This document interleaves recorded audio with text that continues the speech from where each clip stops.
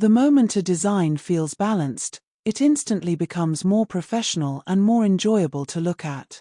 Today, how to create balanced visual frame systems. Open Canva and create a 1080 by 1080 square canvas.